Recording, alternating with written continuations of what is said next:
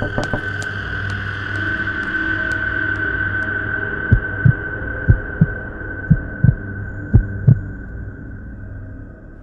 name's Jake Miller. I'm 24, and I live in Milwaukee. I've been looking for work for months, so when I landed a job as a delivery assistant, I was thrilled. The company, a local furniture supplier, had a reputation for being a bit intense, but I figured it was just the heavy lifting or maybe strict deadlines. My first day was last Tuesday, and I swear, I'll never forget what happened. The day started off normal enough. I met my supervisor, Derek, a gruff guy in his 40s who barely looked at me as he handed me the list of tasks. Around noon, he pulled me aside and told me to head down to the basement and bring up some heavy boxes of furniture parts. I was used to warehouse work, so I thought nothing of it. But as I approached the basement door, I felt this weird chill. The door was heavy, creaking as I pushed it open. Inside, the air was damp and smelled stale, like it hadn't been opened in a while. I flicked on the light switch, but the bulbs down there barely lit up the place. I could only see a few feet in front of me, shadows stretching out from the piles of old boxes and forgotten furniture. As I started down the stairs, I heard a faint scraping sound. It was soft, like someone was dragging something across the floor. I brushed it off, figuring it was just the pipes or maybe rats. But the sound continued, following a slow, steady rhythm that made my skin crawl.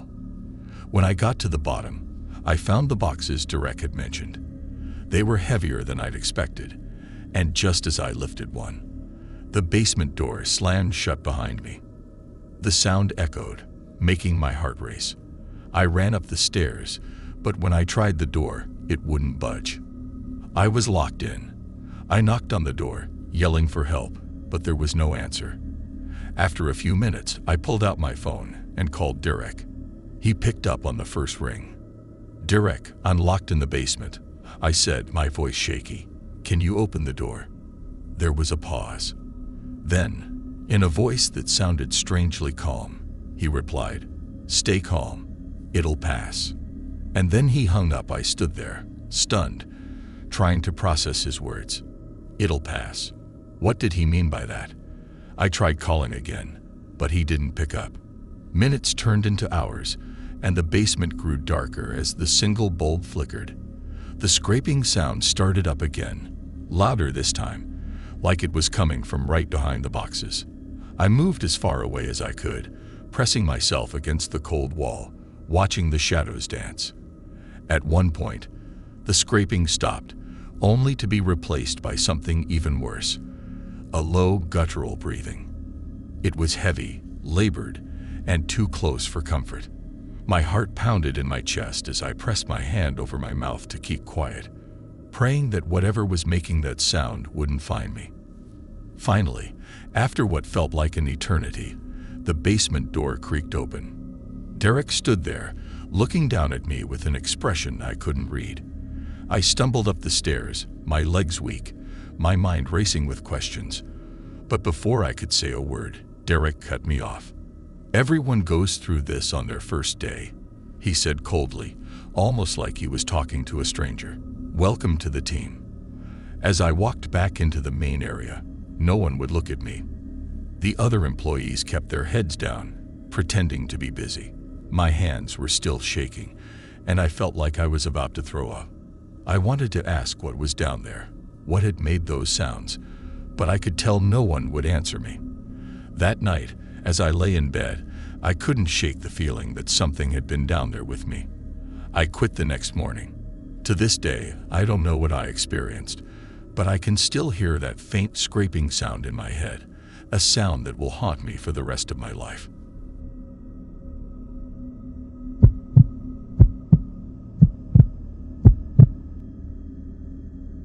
My name is Amber. I'm 24, and I just moved to this small town in Ohio last week.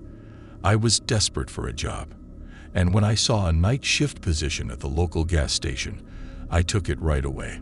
It wasn't my dream job, but I figured it would help me get by until I found something better. I had no idea that my first night would be one I'd never forget. I arrived at the gas station around 10 p.m. and met my coworker, Sam. He seemed like a quiet guy, maybe in his early 30s, but there was something about him that made me feel uneasy. He barely said anything to me, just nodded when I introduced myself. Every so often, I noticed him glancing at the clock, like he was waiting for something. At first, I thought he was just shy or didn't want to be bothered. Around 11:30, Sam finally spoke. He leaned in close to me, lowering his voice, and said, "If I'm not around after 2 a.m., don't talk to anyone who comes in. Seriously, just don't." I laughed nervously, trying to lighten the mood, but his face stayed completely serious. He wasn't joking. I nodded, confused, but didn't push him for more details.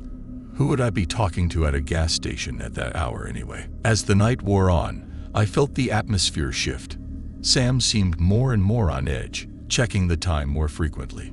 It made me nervous too, though I didn't understand why. By 1:45 a.m., Sam mumbled something about having to take care of something in the back and disappeared, leaving me alone in the store. I glanced at the clock. The place was dead quiet, and I was starting to feel uneasy. Then, at exactly 2:07 a.m., the door swung open. A man stepped inside, but he didn't approach the counter like a normal customer. Instead, he just stood there, staring at me. His eyes were dark, and he wore a grin that sent a shiver down my spine. He didn't say a word. My heart started racing. I quickly grabbed my phone and tried calling Sam, but it went straight to voicemail. I glanced up, hoping the man would say something, anything, but he just kept standing there, staring. I swallowed my fear and asked, "Can I help you?" That's when his smile grew even wider, and he reached into his pocket, pulling out a crumpled, dirty note. Slowly, he slid it across the counter toward me. I picked it up with shaking hands and unfolded it. The message inside made my stomach drop. Last girl talked. I froze, my mind racing. What did that mean? Who was the last girl? Where was Sam? I tried calling him again. Still no answer. My pulse pounded in my ears as the man stood there, silently watching me.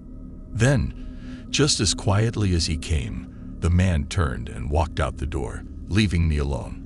I stayed behind the counter, too scared to move, waiting for Sam, but he never came back. To this day, I don't know what happened to the last girl, or why Sam disappeared that night. All I know is, I won't be talking to anyone who comes in after 2 a.m. again.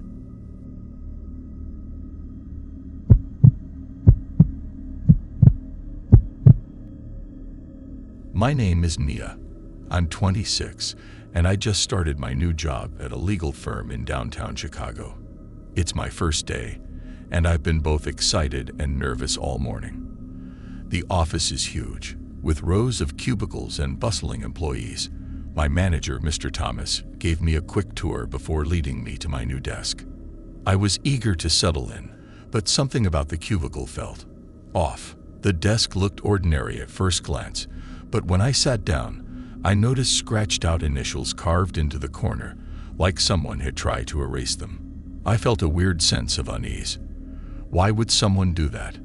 I tried to ignore it, assuming it was just an old desk. As I began organizing my things, though, I saw something else. Under a layer of scratched-out marks, there were dates etched into the surface. Each date was spaced a few weeks apart. What stood out most was the last date, which had a dark, ominous X marked beside it. The red markings around the dates were faint but noticeable. The more I stared at it, the more I felt a strange chill creep up my spine. Something didn't feel right, but I convinced myself it was nothing. Probably just someone messing around, I thought.